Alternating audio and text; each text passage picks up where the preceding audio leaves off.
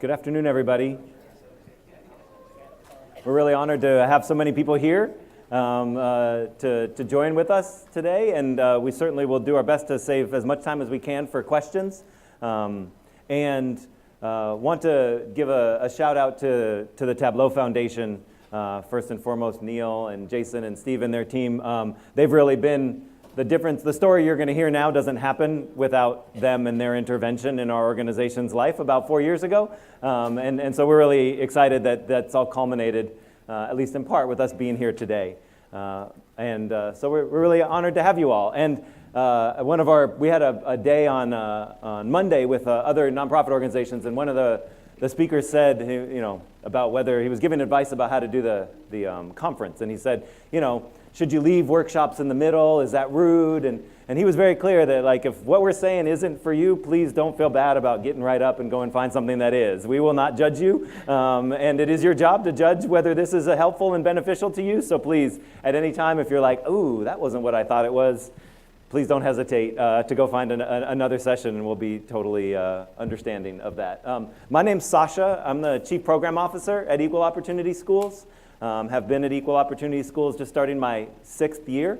I am not a Tableau expert, and I am not a data expert, but I will get you as much equity in your school as I possibly can, and I know public education. And so I'm really honored to be here with somebody who knows a lot about all of those things. But we're really excited to have to be here, and I'm excited to be able to tell you from a practitioner, educator standpoint what Tableau's been able to unlock for me and my advocacy for students, particularly students of color and low-income students.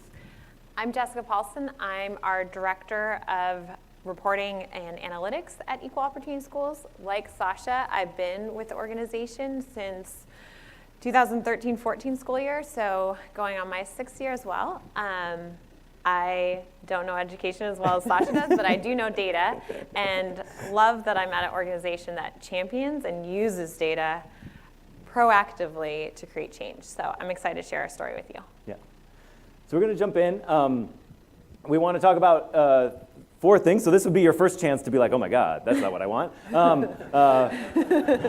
Who we are, why we exist, the how and what and why of our integration with Tableau, our journey into and with Tableau, and how we use Tableau to tell a story. This is not a technical workshop. This is a show and tell. It's our effort to celebrate what we do and to talk as best we can about what we do. And this is our mission. I won't read it to you. I'll give you a moment to digest it.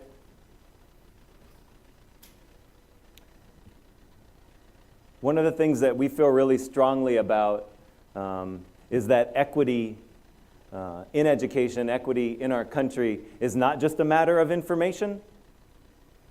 If our country was going to change based on the wealth of data and information that we have to show that equity is better than inequity, we'd all be a lot more free than we are right now. We live in a world that's able to turn its eyes away from data, turn its eyes away from information, turn its eyes away from the humanity of other people. And so our mission is directly related to both showing people new ways of understanding students, but also insisting that they do see the students in different ways. And so it is both data, but it's also sending real human beings to public high schools across the country to be a translator, to be a forcing mechanism, to be an advocate, to be a friend, to be a colleague. We partner with our school districts to do that together. And we use Tableau as the oil, the engine, the gasoline, whatever metaphor we want to use, but we also know that those same vehicles need drivers. They need somebody who will say, this is where we're headed and this is where I want you to look. And so our mission is built by having really powerful data, but also having really powerful people who are willing to go in and advocate for students and advocate for those who don't have opportunities. And what we say often is that opportunity precedes achievement. That our school system and a lot of our work is based on achievement dictating opportunity. If I earn my spot, if I show you I'm smart enough, you'll give me opportunities. But what we know is that those achievements are inequitable, therefore the opportunities are inequitable, and the achievements maintain inequity. We want to intervene and say that opportunity precedes achievement. And so one of the things we do, and we're not going to belabor this, we want to get to the Tableau exciting stuff, but what we do, one of our main tools is called the Student Insight Card. The information you see up there right now is what most schools use to determine the pathways of students. Not all of our wonderful school districts here, I'm sure, but they have a picture. They have a grade, they have some test scores, and they have a GPA. Create an Excel spreadsheet or maybe even an advanced Tableau dashboard. You make a cutoff. The ones above it go into AP, the ones below don't. And we know across the country that means that 99% of the schools with AP and IB programs in the country are not representative in those programs of the demographics of their school. That is in spite of amazing people showing up every day to try to make that different. What our data is able to do, from surveying students, from engaging teachers, is to fill in all of this information about students, to give schools a 360-degree view to ensure that Chloe is no longer invisible in a school district designed to serve her. And so it's about filling in the kinds of things at the top that Chloe wants to do in the world. It's about filling in the kinds of things that Chloe's showing about who she is as a student and how she sees herself, but it's also just about being unable to turn away from Chloe as a person who's navigating a system that by all objective indicators is not really going to do her well if she doesn't stand up for herself. And so that's where all this work ends, is at the student level identification of ways that we can see students differently. But we do that because we know that there's an opportunity gap. None of this data is going to be shocking to anybody, but we know that when you look at college completion rates, they break down along the same lines of race and class that most of the measures in our country break down along. College is not the only way to get ahead in the world. Obviously, there's a myriad of ways to do it. But if we're forcing or condemning students at 16 to not have that opportunity, we think that that's uniquely unfair. But we also know that AP courses can intervene in that narrative in different ways. And so our work is specifically designed to desegregate access to AP and IB courses in public high schools where those courses exist, and to insist that the demographics of those schools are representative of the demographics of the school as a whole. And to do so with data, to do so with relationships, to do so by engaging educators and being in partnership. Most of our schools, we have 85% renewal rates of our program each year. Our schools stay with us for 3, 4, 5 years. All of our schools pay with us to work with them. We are not a philanthropic-based nonprofit organization. We do get philanthropy. But our schools are entering into an agreement with us that they share our commitment to building equity with their schools. So we know that these programs, often we have a lot of catchphrases. We talk about missing students right across the hall from the education they deserve. That doesn't mean we're just pulling names out of a hat, and we'll show you a lot of the ways that we get to this data, but using those insight cards, instead of saying, why should Chloe be in? She only has a 2.67, saying, why shouldn't Chloe be in? Because look at all the other things that she is as a person. So one of the things, as we'll see, we use a lot of survey data. So in addition to the demographic, enrollment, and achievement data that we get from schools, we survey all of the students and all of the staff in our building. You might have seen our booth. In about a week or two, we'll surpass 1 million individual students surveyed over the last 5 years. Each year, this year, we'll survey about 425,000 individual students, about 27,000 individual teachers. And when we ask teachers what best predicts success in AP, this is what they say across our country. And yet, when we come into their school, they are ready to go to Matt about those bottom 3. But when asked, twice as likely to say motivation, interest, and study skills. And so we want to work with them to unpack what is that contradiction when we come in and say, great, we agree with you. Let's get more students in who are motivated, who are interested, who have these skills. They say, whoa, well, we have these prerequisites. But you just said that wasn't as important. And so that's our work. It's about both showing them data, but also showing them pathways to act upon that data. And Tableau has really intervened in that with us. So one of the stories, and we've worked with Tableau a lot, one of the things that we exist in this world before Tableau and after Tableau. Hasn't quite caught on like BC yet, but we're hoping it'll ring. And that what we want to outline for you now, and Jessica's going to do some of this, is where we were when we first encountered Tableau. Because where we are, and I think in many ways probably what the story we're telling you is probably Jessica's and mine story as much as it's our organization's, because we were uniquely frustrated with where we were, and all of a sudden there was this tool that we could use to unlock ourselves. So I'm going to pass it over to Jessica, and you can see a little bit about where we were. Awesome, thanks, Sasha. So before Tableau, as an analyst and running our data department at Equal Opportunity Schools, this was kind of my daily life. Spreadsheets, lots of them, templates in Excel, what felt like hiking up Everest to get data into our hands. And that was because part of the problem was we didn't have a centralized database. So we were collecting data from districts all across our portfolio, but we're, dare I say, storing data separately on desktops to actually accommodate the need. Yes, I saw your face, and your face is exactly what mine was when I realized how we were organizing our data. Ooh. That limited our ability to even see our impact across all these schools we were working with.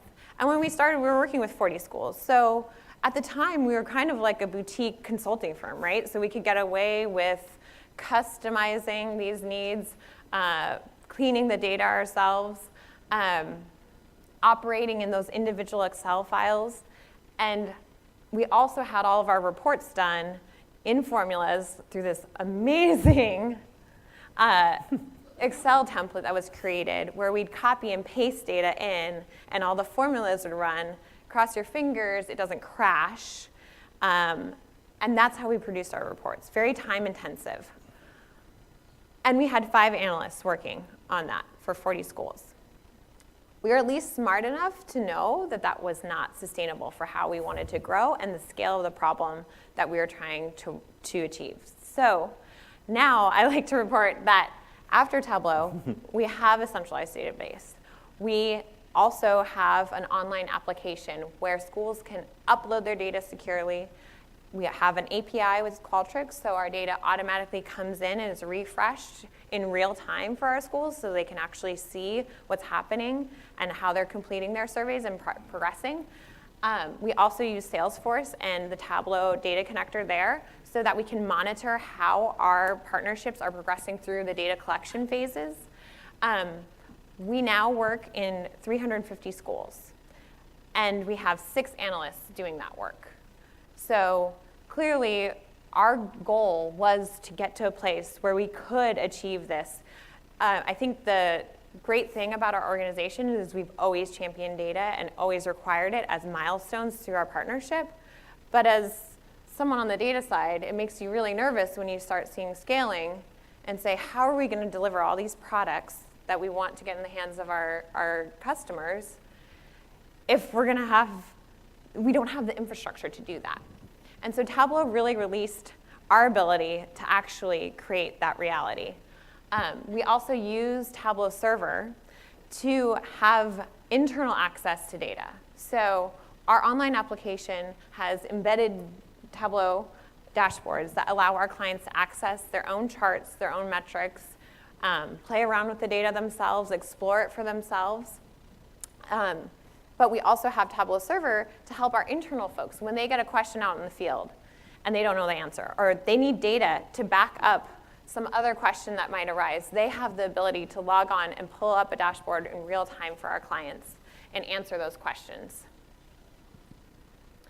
And I think our story is unique because we do work in school districts. I don't know how many of you all are in a district, but some of these pieces might resonate with you. We're collecting data directly from the district. So there are some things that make it unique. One is they're spread all across the country and use their own student information system. So we don't have a predicted way of knowing exactly what data they're going to have access to or what it's going to look like. But yet we need it in a standardized format so that we can use it and normalize it for our whole portfolio, and we can view data across all of our districts. We also have student information that's highly sensitive, and we need to make sure that we're secure. That's why we use our online application to upload that data, and then Tableau actually we have dashboards embedded in that so they can vet their data themselves and say, does this look like the data you were expecting? Because we really don't know. If you don't have 9th graders, I'm going to ask you that, but if you have 950 9th graders when you should have 1,000, I'm not going to know that on our end.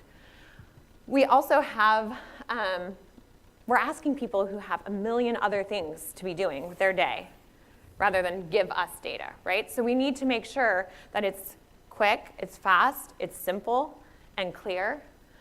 And I think the one part of our data that is the part that we bring to the table that's unique is that it's current data. So a lot of times when we go into districts, we find that folks have a bad relationship with data.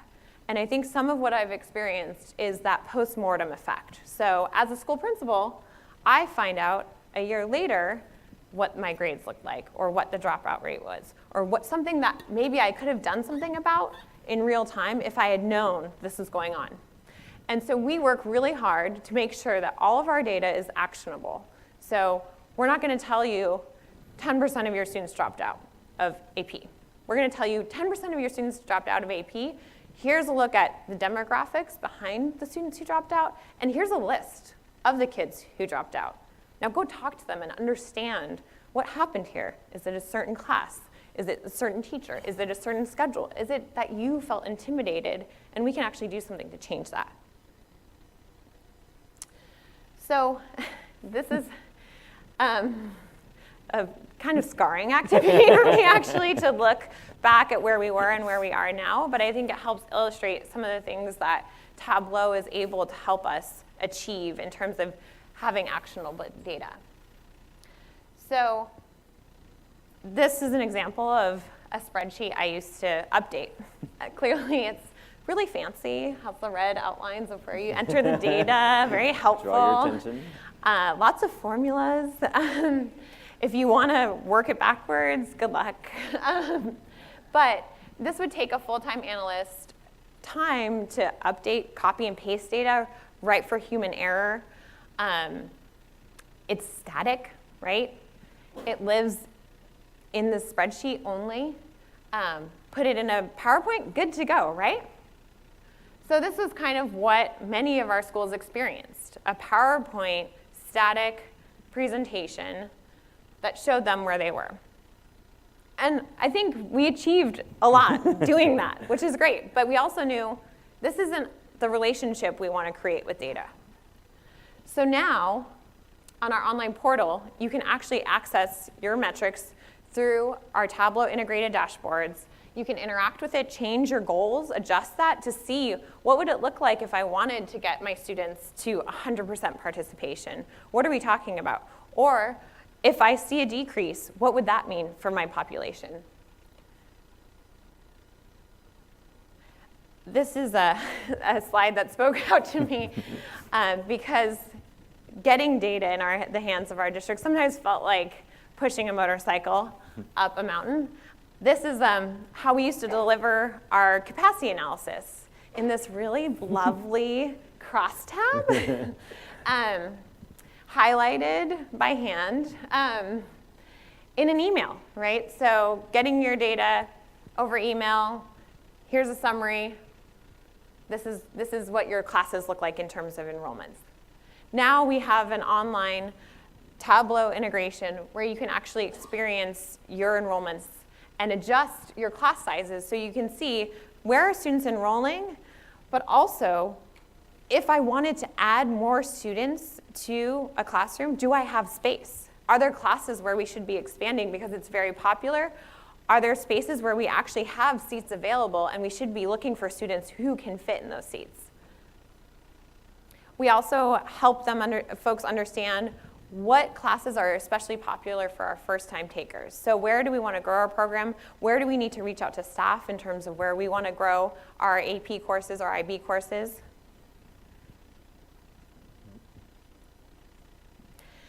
This is, I think, Sasha's favorite slide ever. You're not going to see a seagull pooping at TC18 on another slide. Come on.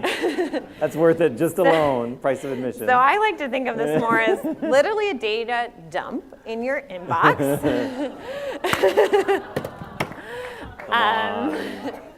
Which is what we used to do to folks, right? We'd say, we got all your data, we went and worked on it for a few weeks, we cooked some things up so you could see your metrics, and now we're going to just dump it on you over email.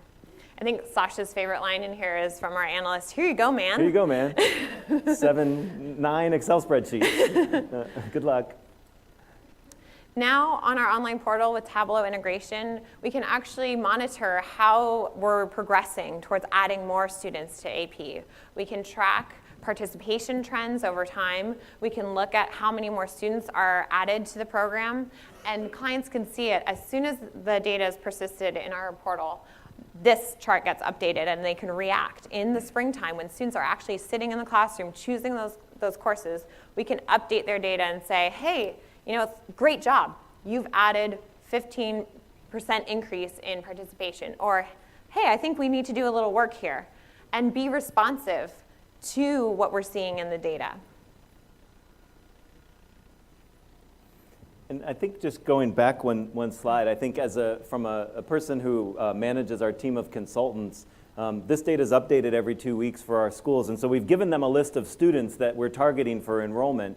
And so this allows us to both see how their numbers are progressing. You can see that really significant growth. This is just for next year. So this is this school working this year on enrollment for next year and projecting out. But it also is, there's also another place where you can click. If you click on lists in our online platform, I can see which of those students aren't yet enrolled in those classes. And so instead of just saying, come on, keep going, you can do something. It's like, you had 75 kids, 50 of them have enrolled in these courses, here's the 25 that they haven't. And so all of these charts also correspond to real-time lists of students that we're insisting and advocating for at the school level. And that becomes really powerful because it matches, again, this real-time data where course request in particular is often the dark side of the moon. Well, we'll get that master schedule in June when we're done with it all. This is 2-week iterative updates on your master schedule that allows us to really course correct quickly on behalf of equity and on behalf of students. And one thing we found is that that master schedules are the places where equity goes to die. And if you're not a school person, you've never built a master schedule, no, that's okay. That was the right response. But master schedules are basically these places where, and a lot of our schools still use movable pieces of plastic on a large whiteboard in the principal's office, where we're building these schedules as if everything is a zero-sum game. And what this has allowed us to do is say it's not a zero-sum game if you adjust on your way. It's only a zero-sum game if at the end you have 100 students, 100 spots, and you don't have any more choices. But if we help you along the way while you're building your budget, predicting and showing you where this is, the action that schools can take is incredible. So really quickly, we want to just show you a few other things that we've been able to do in Tableau. So one of the things that when schools stay with us over time, there's this question of what does progress mean? Right? Unfortunately, our systems in school is much easier to just kind of stay in yearly chunks, right? This kind of, well, this year we'll try this, next year we'll try something else. But now we can start to see how over time this school in Montgomery County has increased from when we first met them to where they are now. And they can see then how they both compare to other schools and how they compare across races. And so you can see for a school, they get this information and can start to understand where they compare to their own schools in their district, where different demographics are comparing in terms of the enrollment, and start to understand how they're anchored in the system. Because we heard so much. How does this compare? I feel like I'm making progress, but what if I'm not? How do I know what to do? And so we've been able, through Tableau, again, as somebody who's advocated for equity in education and spent my career doing it, to be able to do it without this data, I can talk till I'm blue in the face, but to be able to have this and say, here's where you've really had success, but here's where you really need to work a little bit differently. Here's where we can do some things together, has been really powerful. We also are able to take all of our student survey data for each individual school and give them Tableau reports and Tableau dashboards that correspond to them to look at the sentiment of your students and your staff. What are they saying about different things in their building? How does it relate to how you see your school? And we're able to do that in both a static report and then in a comparable dashboard, whereas it used to be the biggest thing that we dreaded as consultants was we'd have to go in and present these PowerPoint presentations with a whole bunch of data. And you all know enough, the first thing that happens when you present data is people have questions. They distrust it in schools, so they don't think your data is accurate, A, so you have to get through that. They don't think you've analyzed it correctly, so it wasn't accurate and you messed up the analytics because you must not know. And so we would end up leaving with a list of 27 follow-up questions. And it would distract us from being able to talk about what it actually says and what it actually means. And now I'm able to present this in a static format in a PowerPoint and have open a Tableau dashboard on my computer. And when they ask a question, I can answer it. How does this relate to only our first-time takers? How does this relate to our African-American students? We're able to interact with the data. And what one of our school people said that I've used a lot, Tableau helped us get proximate to our own data. It helped us to enter into sort of an intimate relationship with that data in a way that made it actionable Whereas before, it was just a matter of really trying to convince them that what the chart says is what the chart says. Now we are in a different relationship with our data, and therefore I am more comfortable being in rooms with people who have a right to be critical of it, a right to be critical of data. We all do, and yet we're doing this for a reason, and we want to stay focused on that. This is one thing Jessica mentioned. We're also able to show them this attrition, and one thing about attrition is that attrition becomes this really dirty word in schools. And so we're able to, in the fall, after we've enrolled all these students, after we get your fall update, we're able to show you we think the verb is attriting. There's a pretty hot debate if anybody wants to enter it. We probably do a whole brain date about it, but we think the word is attriting. But you can see, because one thing that happens, again, just from a practitioner standpoint, is it only takes one crying student in a principal's office for them to be sure that this isn't working.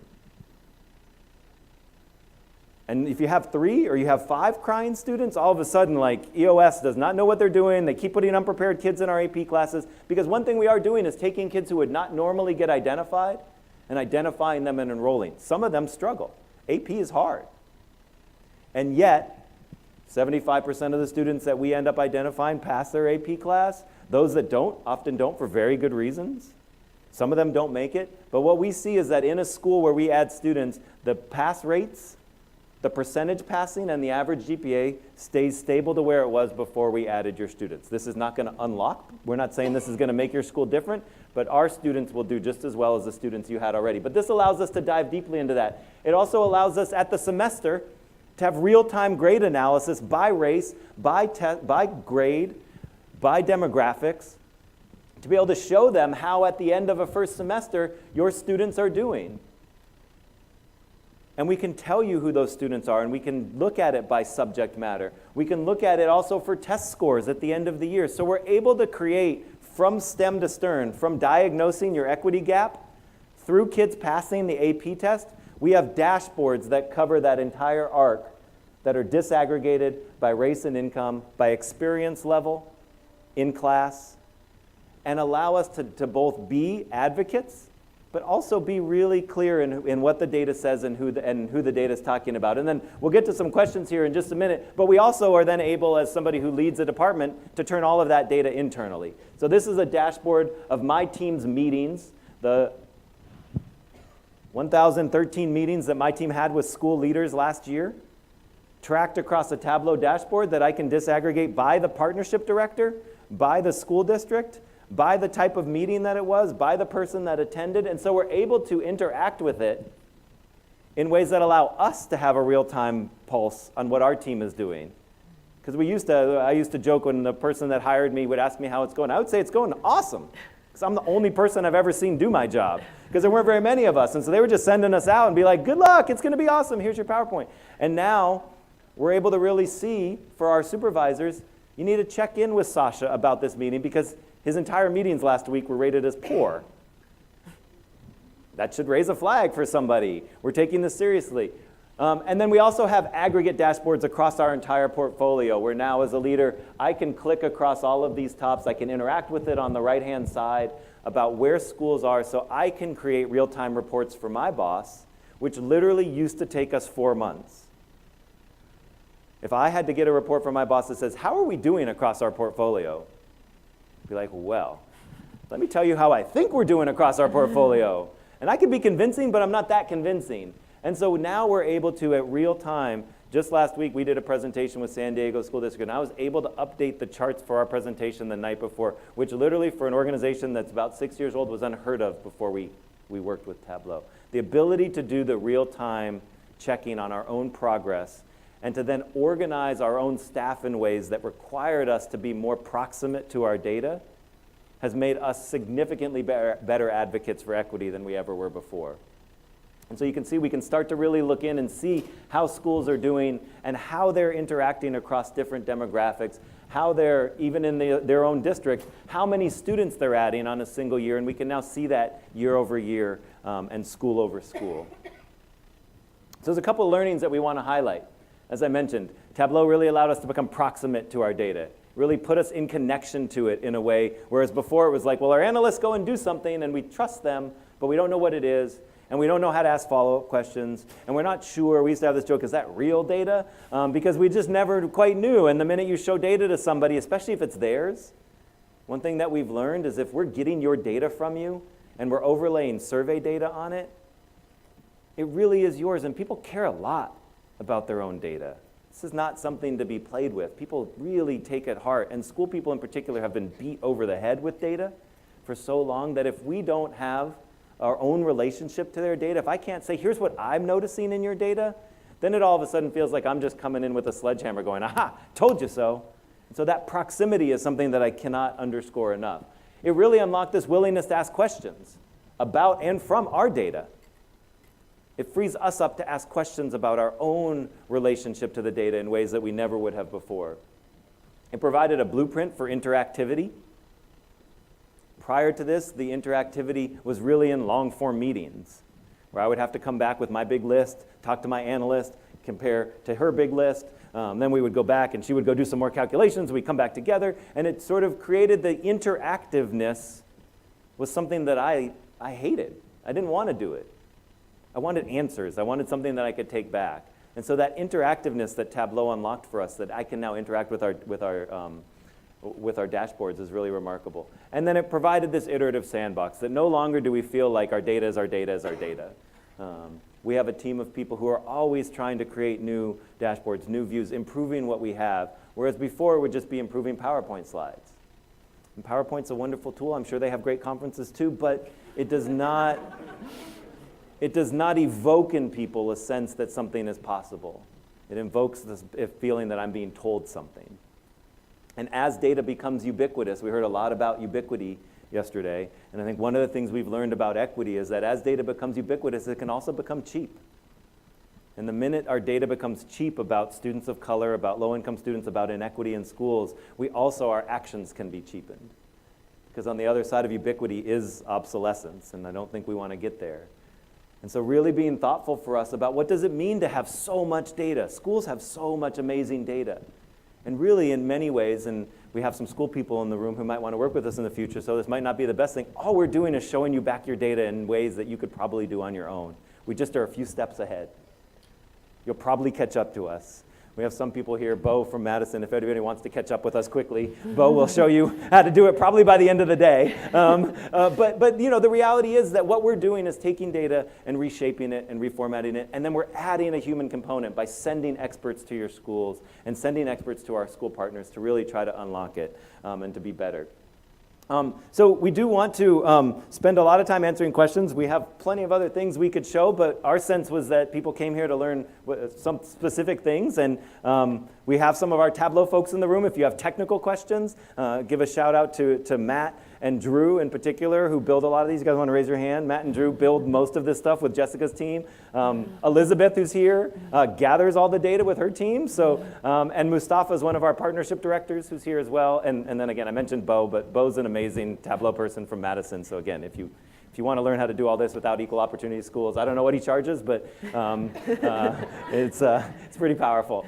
So we want to open it up to questions and have some conversations. So again, thank you. If you're not interested in the questions, you can probably still make it. Again, no judgment. You can probably still make it to a second workshop and get 2 and 1. Yes, sir. I was wondering how many schools you started out with when you began.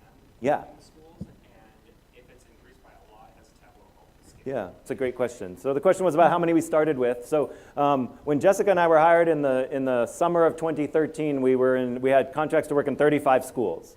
And this fall, we have contracts to work in 355 schools. So over 5 years, about a 10-fold increase. The only reason we're able to do that is because of Tableau. I mean, I think we're all awesome, and so I guess maybe not the only reason. One of the main reasons is the unlocking of that data and the unlocking of the systems to do it. We're on a path to get to 800 by 2022, and so we see Tableau as being a huge part of that next step as well. Yeah, well, yes, and we'll come back there.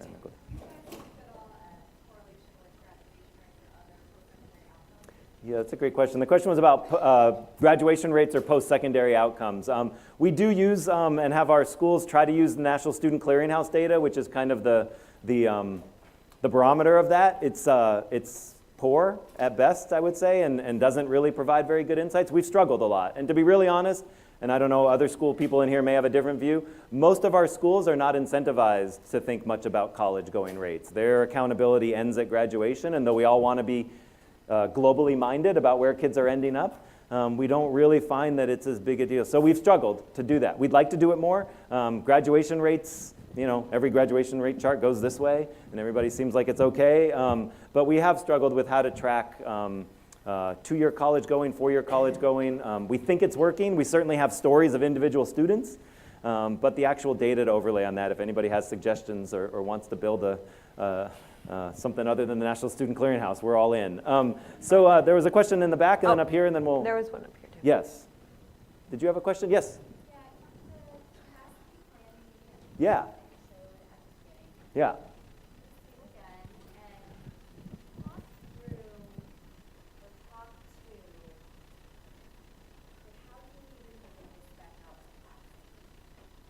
Yeah.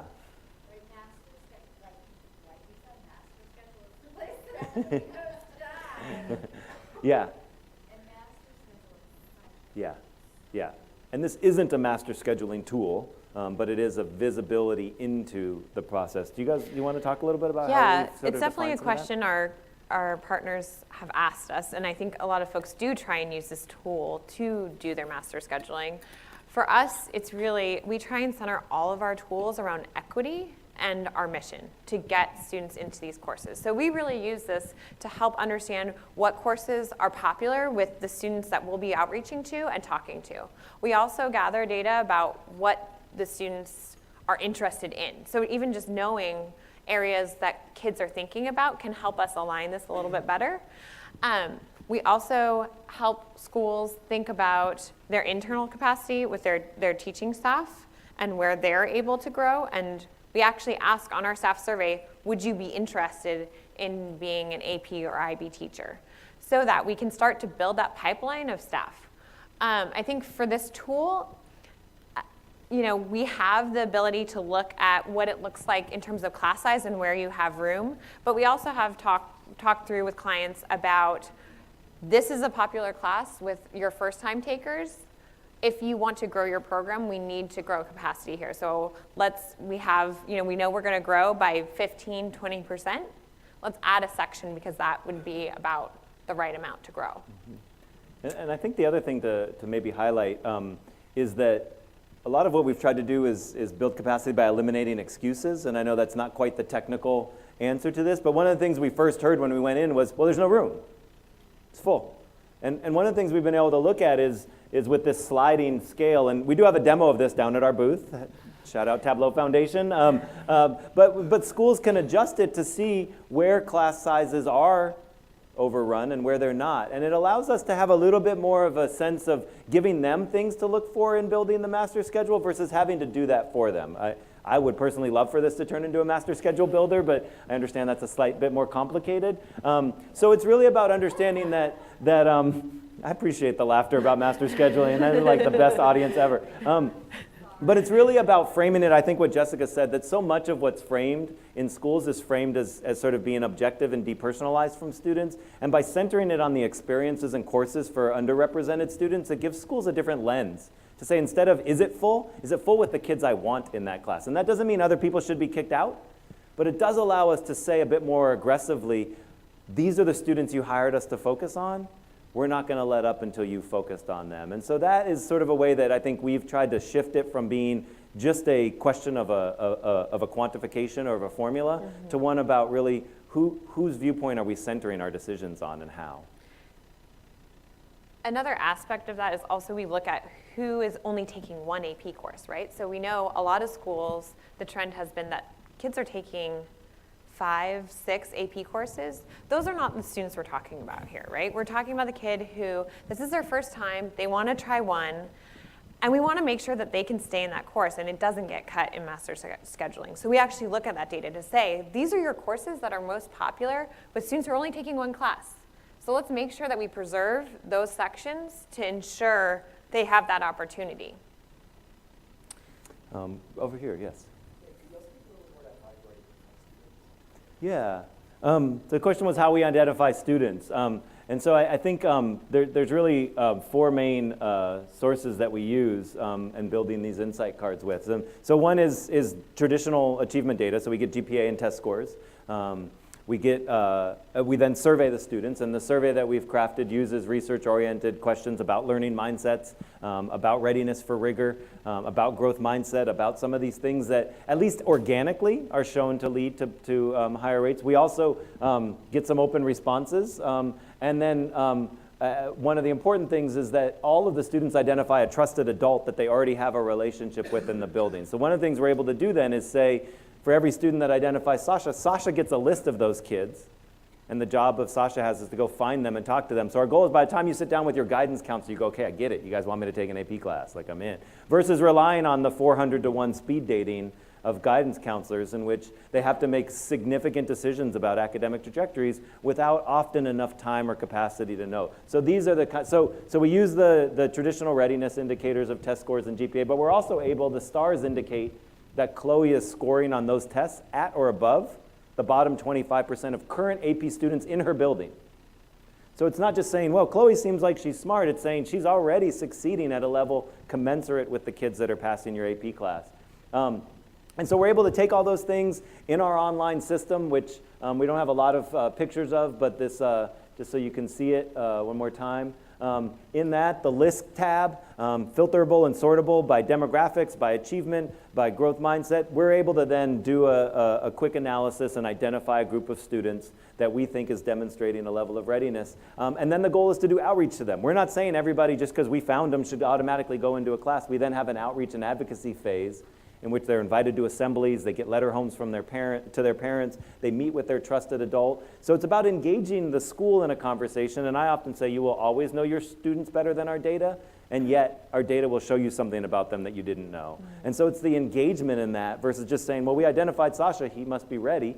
If the trusted adult goes and he's like, Sasha's ready to do something else in the world, maybe Sasha shouldn't take it. So it's a mix of very traditional identifiers, really good survey data, that's really well calibrated in a 20, 25-minute survey.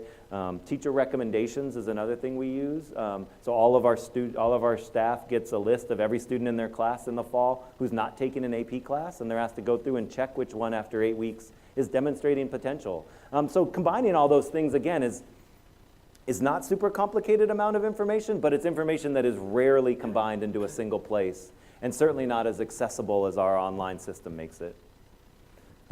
Yeah, so yes, there was somebody I think I missed. Right up here. Okay, and then I'll come over to you. Yeah, thank you. Yeah. Impressive that you were able to ask districts to get so involved in the surveys and at that meeting Mm-hmm. students. And I just am curious about how, in the beginning, you were able to convince districts to put in a huge amount of investment in terms of time as well as Yeah. you're charging them for this as well. Yeah. To Yeah, that's a great question. The question was about how we we're asking a lot of districts, and we also are asking them to pay, and so how do we convince a district that this is sort of worth their time, and how do we do that early on?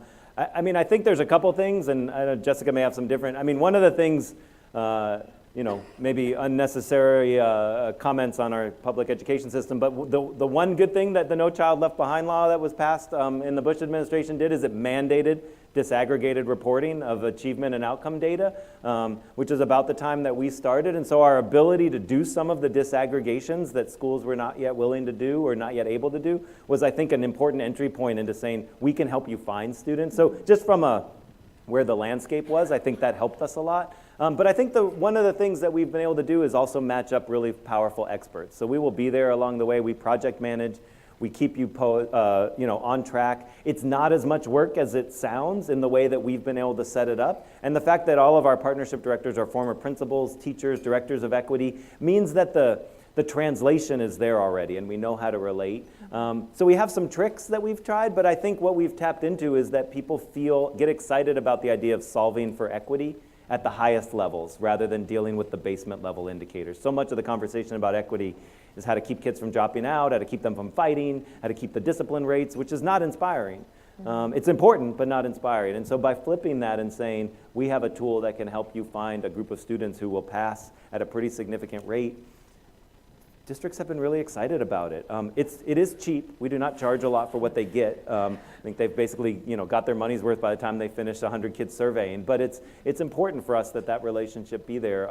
And I think secondly is people have tried so many equity initiatives that they also know that like this one is a little bit different. It has both the equity trainings. We'll come in and train you on implicit bias, but we'll do it as long as you're also tracking 150 kids into AP classes. And so those two things are kind of a nice bench. I mean, that I don't know if you've seen other Well, and things. I do think that we have a lot of folks who use our data, and that's really why they want to keep on coming back, is they want access to the data, which is great. I think the one thing that I've seen and that I love as a data person is that it's actually creating data that creates relationships within the schools. It's not just a slide that you look at and say, oh, that's unfortunate, let's do something about it.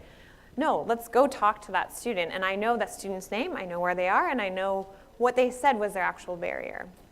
I think also it speaks to some of the teacher relationships too, of encouraging our staff to have these positive conversations with students. I had one assistant principal that we worked with say, this is the first time I was engaged in an initiative where I was able to have a positive student interaction, right? Because most of my work is just, you're in trouble, you're not passing, you need to do this. And so it's an opportunity to look at that. It's not going to be the student already in AP, it's not the student who is barely in school, it's all those kids in the middle who walk through the hallway, mind their business, and make it through the day. And this is creating relationships where they're saying, this is an individual that I go to and trust, and building on that relationship to say, and this is what I want with my life. Can you be a source for me of how I can do that? And I think sometimes it sounds overwhelming, like, oh gosh, I'm gonna have 50 kids that I'm gonna have to talk to. No, usually it's like 5 kids, right? And that's a special relationship that you now get to create and foster moving forward. I think a lot of district people find it valuable too because of the data that we're able to show. So all of our contracts are directly with districts. We don't contract directly with a school.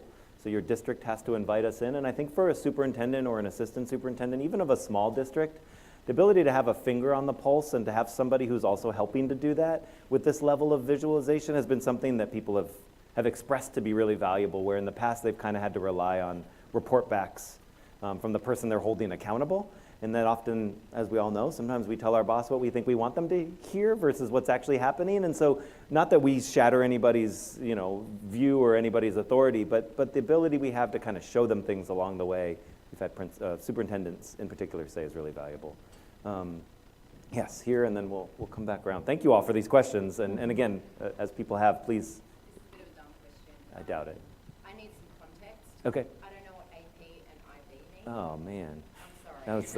That was the punchline. Yeah. I don't know what it means. Whatever you want it to mean. It's everything. No, it's yeah. Great. Yeah.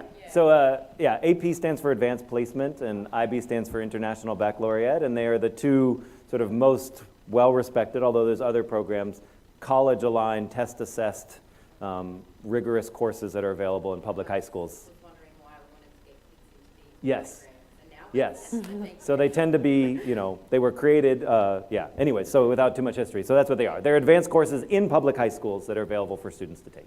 Thank you for that. We should add that it's 10, some colleges give credit. Yes, they can earn credit if they pass the tests so that they start college with college credit. Thank you.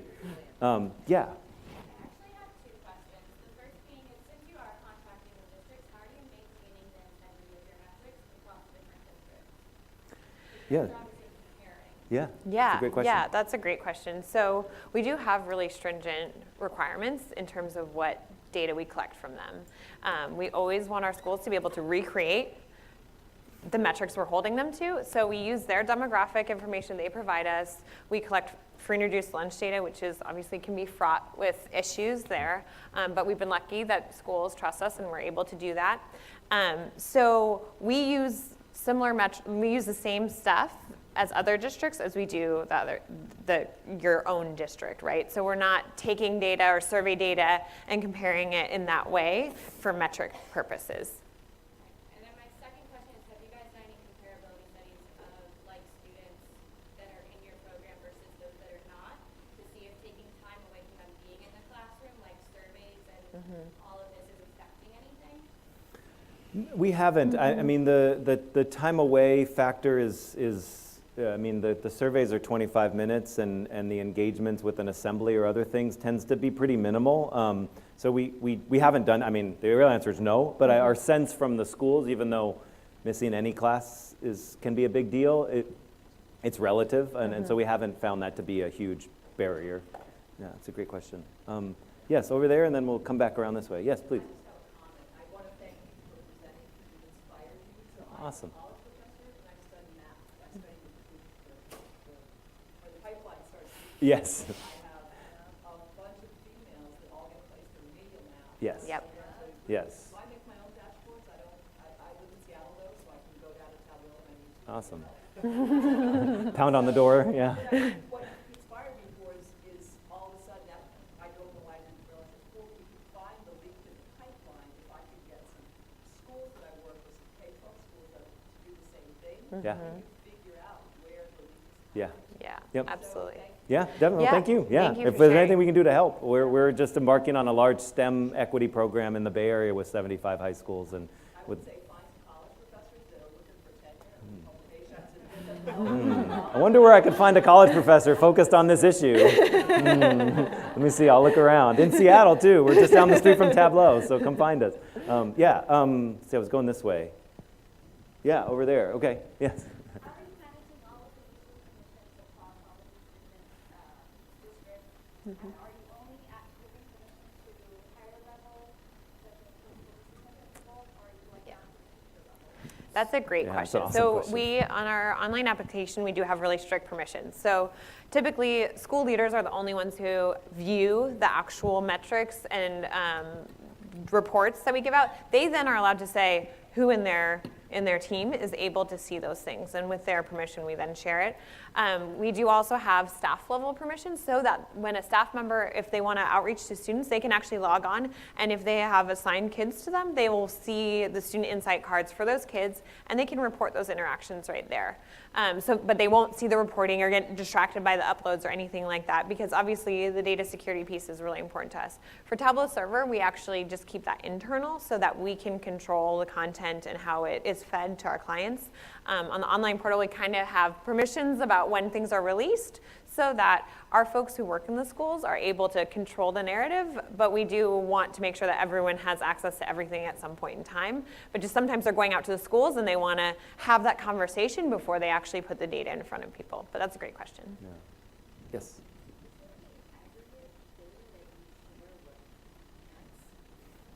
No, there's not. There's a question about parents. The only real, I mean, we're providing data to schools, and some schools, we do ask them to have parent nights, and they sometimes use some of the survey data, like the chart that we showed from their teachers. So in that sense, the democratizing does come from us giving that data to the schools. We don't have a robust parent engagement at the moment. We have some best practices that we share, and then we have letters that go home. But the data sharing is really left up to the schools. We really, our effort is not to become a permanent fixture, so all of our schools form equity teams as they start with us, and we really try to have that team hold the culture of how they want to engage. And some are really excited to share with parents, others frankly are afraid of their parents, and we're trying to navigate between that without disrupting that too much. But we just haven't gotten to that level yet. It's a great question. Yes, in the back. So you were able to disaggregate down to, for low income, you were going down to the individual student in the reports. The question is, how are you guys getting around the whole National School Lunch Program and really Yeah. is allowed to know which students those are? Yeah. That's So a- nobody sees any student identified as low income as an individual student. So that's one way. I mean, I thought it drilled down, you were saying one of those reports, it drilled down to the actual students. It does. We just don't, we never create a student list based off of that information. So just because a student's on that list does not mean that they are FRL legible. We're very conscious of that. Yeah. And in fact, we never create a student list that just is filtered that way. Does that make sense? Yeah. And we don't release that information publicly. So it's not identifiable. And then we have pretty robust data sharing agreements to get that data. Obviously, there's some school people who refuse to give it to us in their view of how they're enforcing the federal law, which we totally respect. But in general, we've been able to craft enough data security and enough data anonymization in the background to make it so that people are pretty 97% of our schools give us free and reduced lunch. So it's a fine line we walk, and frankly, that data is so messy anyway. It's the diminishing returns on free and reduced lunch is for real. But at this point, it's the best chance we have at showing, particularly in some of our schools. We work in some schools in Arkansas and other places where the real gap is between non-free and reduced lunch white students and free and reduced lunch white students, right? When you're talking about race, it's one thing, but when you're talking about disparities in race, or we have schools in Chicago where the gap is African American students by income, it gets tricky, but we try to walk it with dexterity. Yes, and then we'll go back there. Yes, oh, right here, and then, yes. I was discussing, I noticed that you have your Tableau embedded in the portal. Yeah. Yes. Did you develop that in-house, or did you, Yeah, we Yeah, did we that did. in-house. did you have parameters? Yeah, so we do have a development team. So they manage the actual application, and we develop the content that then goes in there. So we work with them in partnership to do this. But if you want to have a bigger conversation, I'm happy to talk afterwards. From 5 to 6 analysts, I was wondering. Yeah, we have a 4-person development team, Yeah. full-time developers who are also helping to manage this. Yeah, so the But online, yeah. I will say the embedded data piece, I think the director of our development team was very wary of at first, but actually found to be quite seamless once we were able to do it. Yeah. So I'm happy to put you Yeah. in touch with them if that's helpful. Yes, right behind you. Yeah. Yeah. Yeah.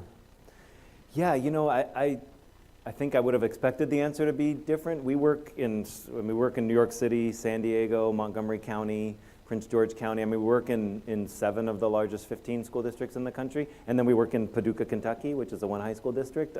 So it's a pretty big range. The average is, I think, just about 3, but some of that's New York kind of outsizes it. So we've been able to craft partnerships at a lot of different levels. I think leadership matters. It's probably that's not the most revolutionary thing you'll hear today, but I think it matters in terms of where we've been able to enter the conversation. And we do have a really robust recruitment strategy. So we host regional convenings. We host times for school districts to come here from other school districts in their region who are talking. We have a pretty involved process of getting to work with us. And so it's been able to attract people at all levels. And San Diego, we've just finished, we're in the middle of our 4th year with them. And though they have a whole AP team, they have a whole team of analysts, they've found that again, the proximate idea that this data has, the ability to show it all the way down to a student level and stand next to that student, is something they've found really, really valuable. And again, just to highlight the human component, this also comes with a really wonderful consultant. And so those mixes would cost them, frankly, probably 10 times what they pay us per year to get in their building. Yes, in the back. So I was going to take off a little bit off this side. In our school district in California, we use something called an academic support index. Yes. Trying to point to kids who experiencing schooling in African American or student of color. Yes. Not the race that they're experiencing, but the supplies. A point that they're low income, or Yeah. point that they're to college, or point to Yeah. high school. Yep. English language learners, special ed, and that helps you compare equivalent cohorts based on the same content as tailored to Yeah. upper middle class families. Yeah. That's one thing. The other thing is, as they go talking about the lead pipeline, we've already seen the lead pipeline in 5th grade, Right. where we see in 3rd grade state level assessments, boys and girls reach equivalent grades in English language, Yes. and math. By 5th grade, girls are doing better, and boys are doing worse in English. Yeah. And reverse in math, except in one school. One school, Ah. for 3 consecutive years, has had boys and girls achieving the same level. Wow. But our school doesn't want to investigate why. Oh, wow. They don't want to investigate why there's success. That's too bad. Yeah, no, it's a great point. I think looking for alternative ways of kind of crafting that academic index is a great one. We have some school districts that do that instead of free and reduced lunch Yeah. with us as well. And Yeah. honestly, we would prefer something like that, in all honesty, but we are very limited by the data that we have access to. We are piloting, asking students how they identify, and looking at how that compares to the data that we get from the schools. But we do think it's important that we do honor the data that they're working with in the district so that they can do some of this work on their own as well. Yep. I just want to acknowledge, too, it's 1 o'clock. We're happy to stay and answer some more questions, but if y'all had somewhere to be, now might be the time. But and I'm sorry to disrupt, but we're happy to answer questions that people had, or if you want to come up and ask. Just want to keep people on schedule. Thank you all very much Thank for you being so here. much.